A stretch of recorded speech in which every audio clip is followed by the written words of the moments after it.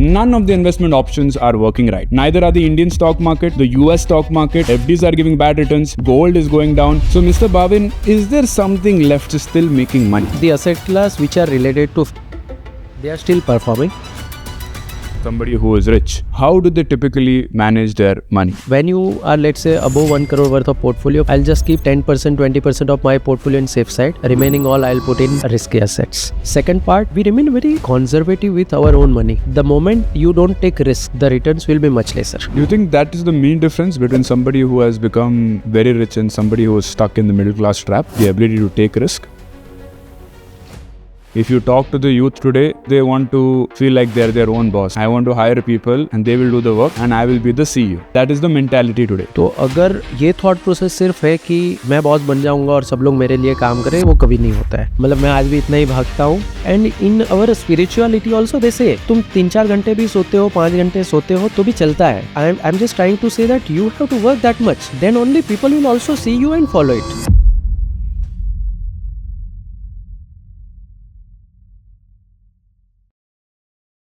Hey guys, welcome back to another episode of the 1% Club Show. As of shooting this episode, none of the investment options are working right. Neither are the Indian stock market, the US stock market, FDs are giving bad returns, gold is going down, crypto is going down. So I thought, is there anything left to invest today? So on that note, I got Mr. Bhavin Patel, who is the CEO of LenDenClub. So, Mr. Bhavin, thank you so much for coming on the show. My pleasure, sir.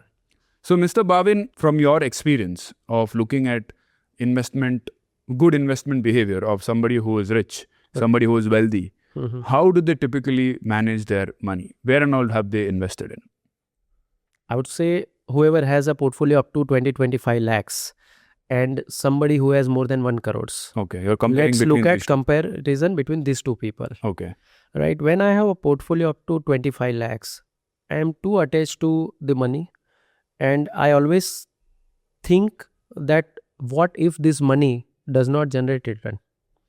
And that pushes me only to go towards very, very safe instrument.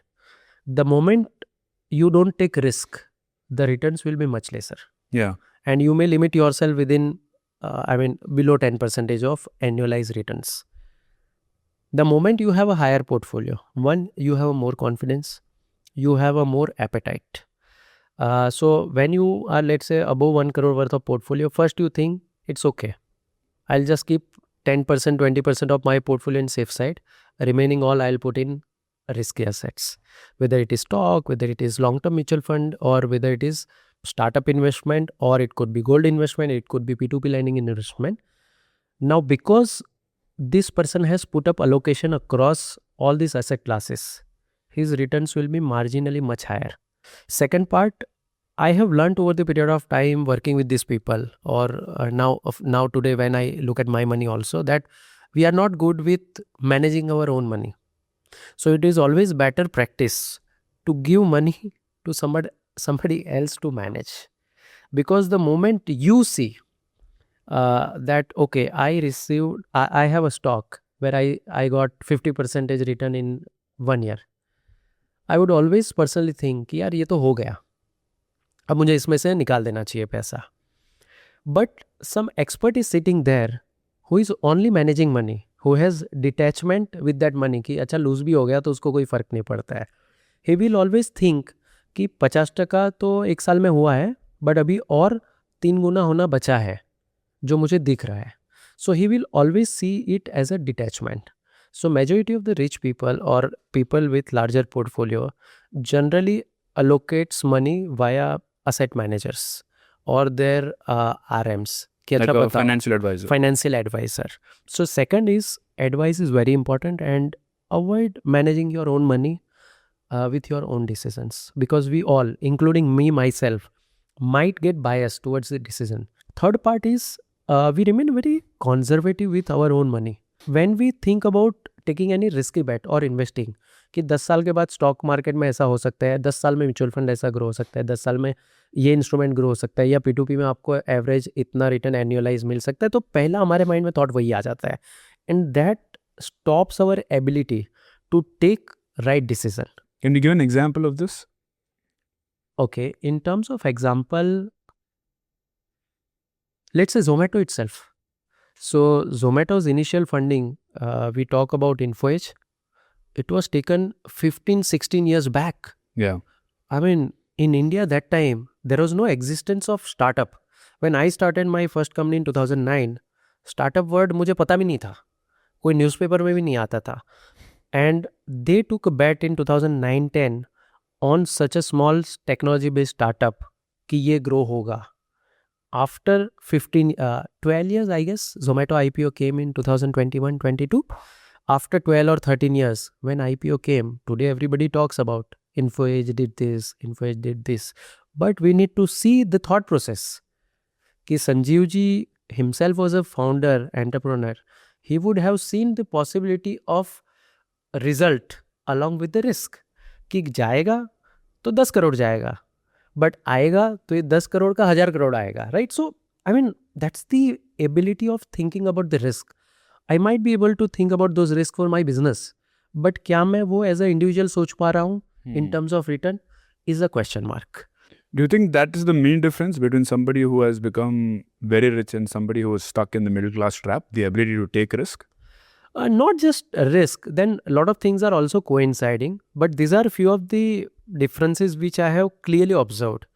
Because let's say if you are working in a company, it could be in terms of taking additional responsibility. It could be in terms of taking ESOPs. It could be in terms of participating ESOP with your own money. So very recently I came up with such kind of plan that we have an annual component called PLI, profit linked incentivization. So at the end of the year, if we are achieving profit, whatever is percentage, some part is distributed among all the team members. So we give an option to people that if you want to participate or buy ESOPs of the company, you get it with 1 year maturity and you can buy up to 50% of your PLI. And around 75 members participated in that. So these are the people who sees the opportunity and opting for it. Can you give an example of how much money did an employee make in this kind of a scheme in your company? Because I'm not here, I've heard about this for the first time. Okay, so PLI scheme. For example, at a company level, this year we'll be clocking around 70-75 crore worth of operating profit.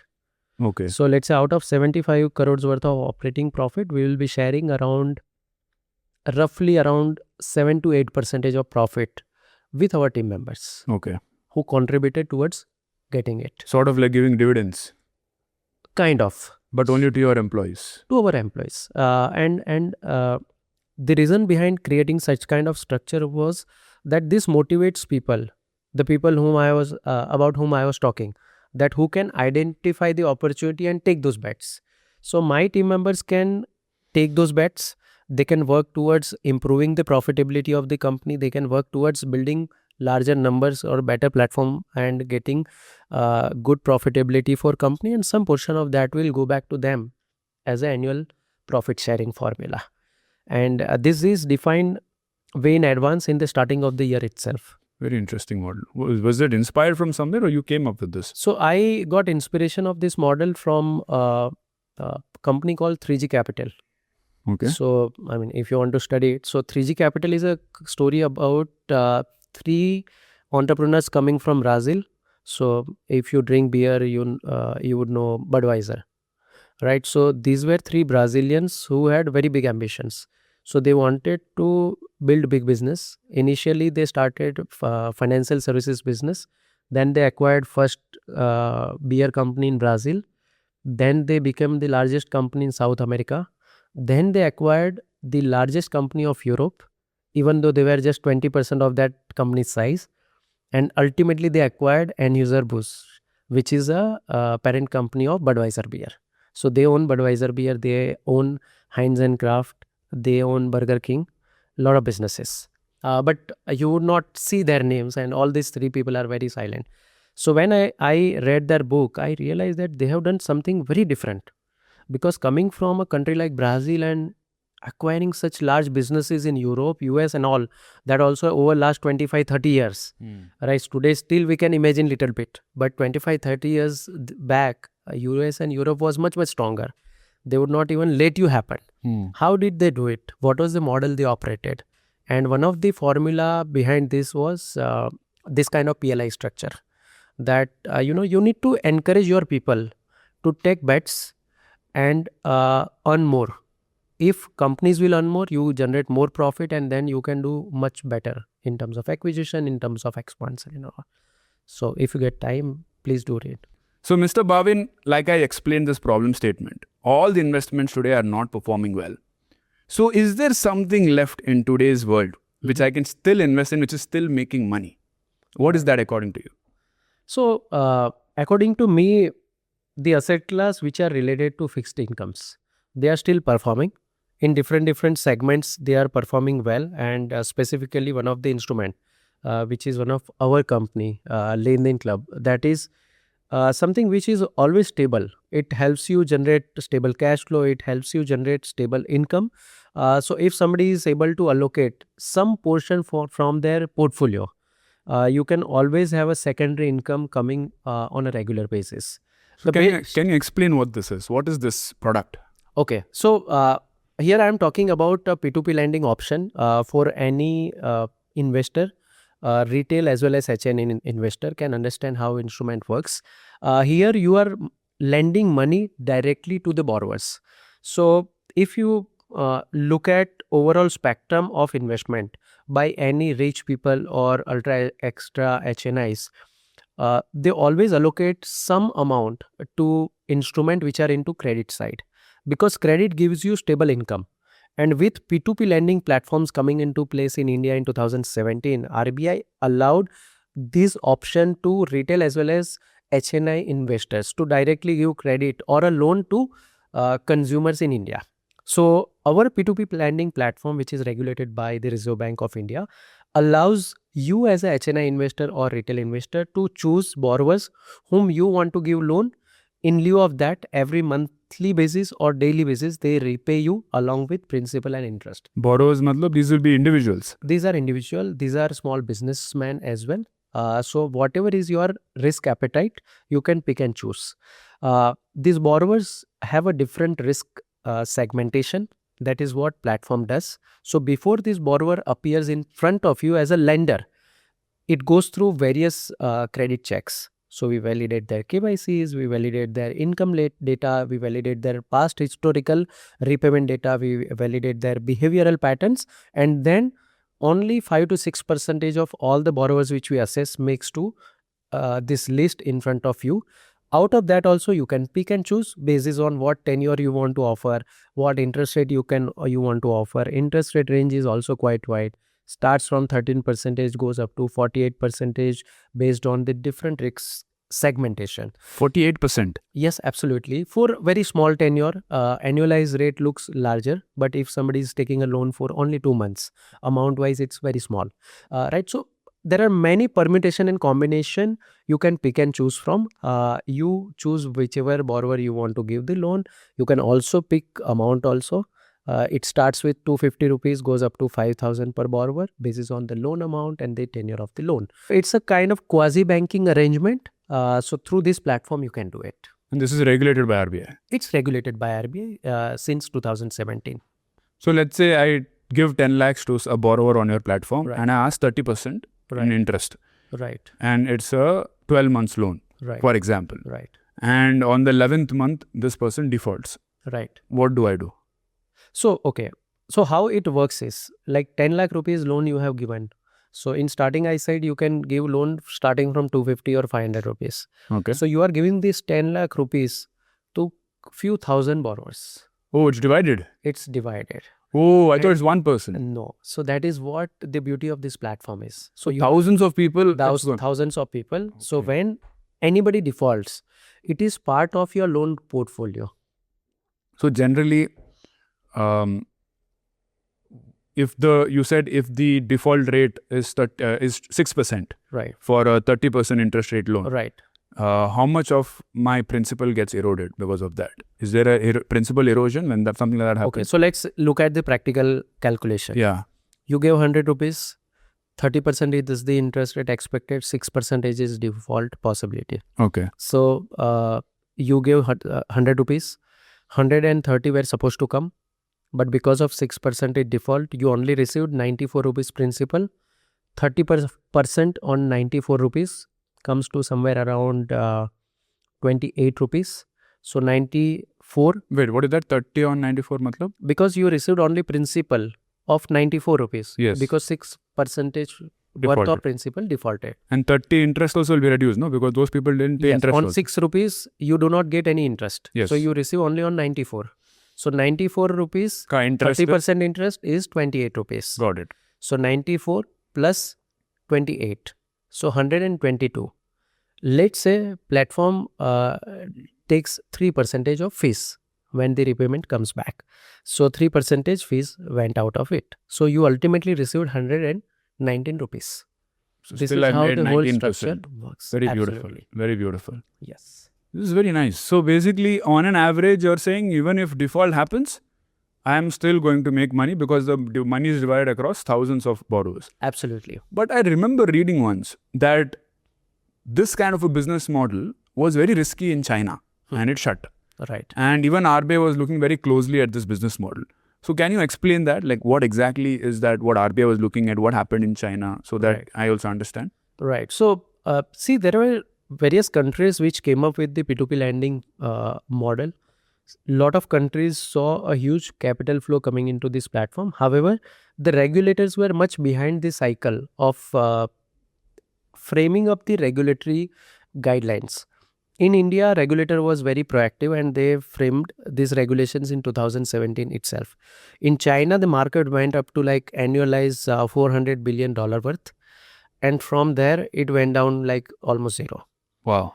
Because there were no regulatory framework available and there were two fundamental issues in the market. One, because a lot of companies raised capital from the market, they were giving loans at lesser rate to the borrowers so that they get more and more borrowers, but their commitment to the lender was higher interest rate. So for example, we start giving loans at 8%, but we commit interest rate of 12% to lenders and The fund loss remaining 4% from our own pockets. Because there are no regulation, people could do that. So they were going for customer acquisition. Absolutely, to expand the business. So that was first issue.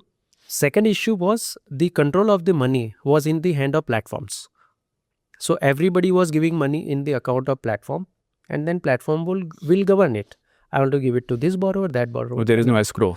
There is no escrow mechanism. There is no prescription that how you need to govern the platform. So both of these does not exist in India because the regulation came up very early. As you rightly said, RBI watched it very closely and in 2024, they also came up with revision in the regulation. And a few clarifications were also given by the regulator so that we can strengthen the framework of P2P regulations in India and we can become a role model at a global level.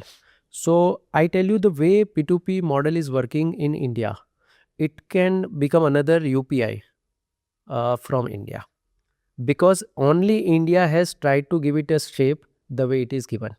Otherwise, there are only a couple of countries like UK and Indonesia which has created a good framework. So if I am able to get, let's say, 25% interest rate on your platform, then why should I even look at the stock market? I'll ask you a different way of looking at it. Right. Like, if your platform is so good, Right. then why should I invest in mutual funds, stocks, gold? वो सब छोड़ के मैं सब इधर ही डाल दूँ. So again, I would say, I would advise as an individual or the way I look at things. See, it is always bad to do only one thing. As an entrepreneur, we also keep doing multiple things, right? Within our group, we have 2 or 3 different business lines. The way any individual should not create a portfolio where there is only one thing because it creates a much more risk in the system. Second, you lose out on cycles as well. In few cycles, you see bond market giving you higher yield compared to even stock market.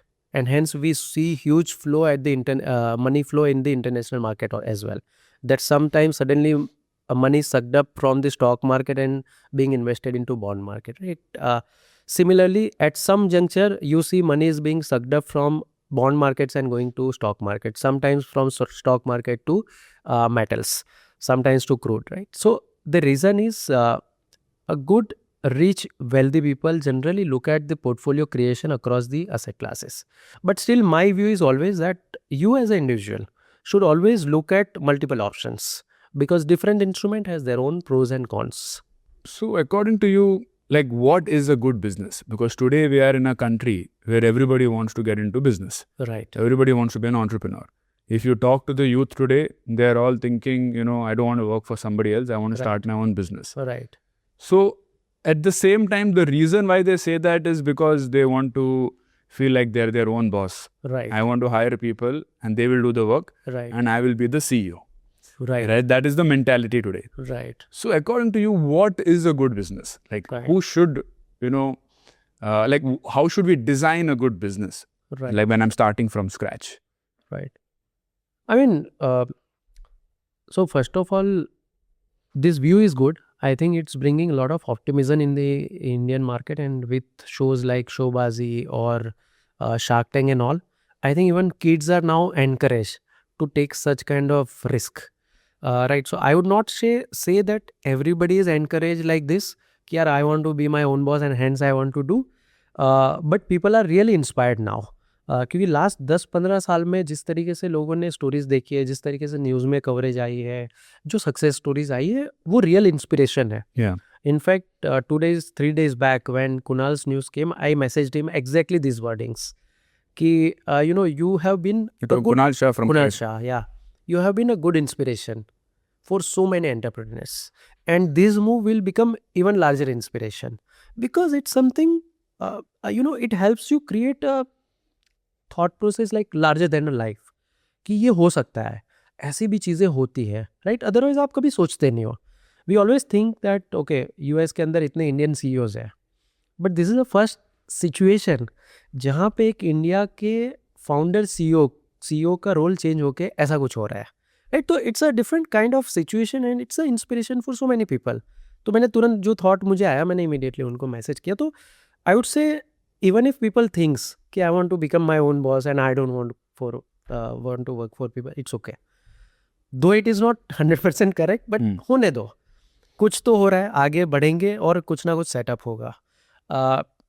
As far as your question is concerned, I think building a good business required a lot of execution acumen. तो अगर ये thought process सिर्फ है कि मैं boss बन जाऊंगा और सब लोग मेरे लिए काम करें, वो कभी नहीं होता है. मतलब मैं आज भी इतना ही भागता हूँ और कभी भी मतलब मेरी ऑफिस के कुछ मेंबर्स मुझे बोलते हैं भाई तुम इतने ट्रिप के बीच में ऐसा कर ले तो एक दिन तो रेस्ट ले लो. Not getting tired because you are always inspired at your own कि अरे नहीं मुझे ये अचीव करना बचा हुआ है, ये हम कैसे जल्दी से कंक्लूड कर ले, क्या ये भी हो सकता है. So I mean you don't require anything, right. And in our spirituality also they say कि तुम 3-4 घंटे भी सोते हो, 5 घंटे सोते हो तो भी चलता है. As far as it's a good rest and your mind is fine, right? Definitely sometimes it is exhaustive, but I'm just trying to say that you have to work that much. Then only people will also see you and follow it. Right? So if I don't work and people don't see me that way, तो शायद वो उतना उस तरीके से inspire नहीं होंगे because we are still very closely knitted company. तो आपको खुद को तो करना पड़ेगा. As far as a good business creation is there, I think you need to keep thinking about how to make people understand what they need to achieve, follow it by right guidance, inspire them by long-term instruments like ESOP or PLI, where they really build a good wealth for them. When you said you've not raised in the last 5 years, right? So 5 years back, how much did you raise? So our last round was Series A 2021 December, $10 million. You raised 10 million? Yeah. Series A? Series A. At what valuation? It was at 305 crore pre-money, 380 crores. That time dollar was 75 rupees. Okay, 380 crore valuation. 380 crores. Okay, and now how much do you think is the value of your company today if you had to estimate? Few thousand crores maybe. Few thousand crores? Yeah. And how much do you own as equity in the company as a founder? Are you sole founder or you have... No, we are two of us. So between us, it's around 35%. Okay. Around 8% is in ESOP. Okay. And remaining is with the external shareholders. So you're worth about 300-400 crores between you and your founder. Yeah. And any plans of going for an IPO? Not in very short term. So the initial idea was once we cross 100 crore worth of profitability, तभी हो गया. then we plan for it. हाँ, so अभी थोड़ा सा short है. हाँ. So now we will wait for a quarter जब हम 100 crore cross करें, and then probably we will start preparing for it. So maybe Okay. वो क्या logic है 100 crore pat के बाद आप IPO नहीं, कोई logic नहीं है. It is It's a- our internal benchmark. Okay. That till the time you don't cross 100 crore profitability, you are not in a stability zone. Okay. You think So- you're not stable until you have 100 crore profit? That's our own internal assessment. Okay. कि आप 100 crore cross कर देते हो, then you are as a company stable cash flow company, sustainability आ गई है, and then you should target for it. So around I think 2022-23 we thought of this number. And कोई logic नहीं है, मतलब if you say कि अच्छा ये कौन सी methodology से है, कोई मेथड नहीं है. That was our own assessment at a board level कि ये करते हैं, and then we plan for it. Perfect. So I think that's all the questions that I had, Mr. Bhavin. I think on an ending note, do you have any last piece of advice for our audience before you leave today? Only, I mean, not as a advice, but kind of my learning. We discussed majorly 2 points. One is my entrepreneurial journey, building this company, and second is the investment side, or how to think like rich people, even Yeah. if you have a small portfolio. So when you think like a rich people, have a complete detachment from your money. Otherwise, you will never be able to grow money in a very big way. As far as entrepreneurial journey is concerned, I feel if you feel something can be done, don't think too much. जितना ज़्यादा सोचोगे उतना ही कम हो पाएगा. And don't even discuss with many people. Discuss with very few of your close knitted people, not even with your family. Even my mother and father did not know about LenDenClub for almost 1.5 years. What? Really? Yes. You didn't Because tell that you left job and started a business for 1.5 years. yes, because when I started my first business, that time also they did not want me to start the business. They wanted me to continue the job in 2009. I did not listen to them. After 3 years, I went back to job. After earning reasonably good money, better than business job. But that happened. This time I knew if they will even hear about it, they will say, don't even dare of doing it. So I knew what will happen. Is it because the fear of losing everything? Fear of losing. Yeah, Everything, right? absolutely. Perfect. Thank you so much, Mr. Bhavin. It was a pleasure talking to you. Amazing, Sharan. And guys, thank you so much for watching till the end. Please feel free to drop future guest recommendations in the comment section down below. On that note, I'll see you in the next one. Before you go, guys, if this video gave you even one insight and made you feel differently about money, don't just keep it to yourself. Share it with your friends or family member who could use it too. And if it has sparked a new thought or even made you disagree with me, drop a comment below and tell me why. Your critique helps me make this conversation sharper and more useful for you. As long as you have me subscribed, I'll make sure that you walk away with one new thing every Wednesday and Saturday.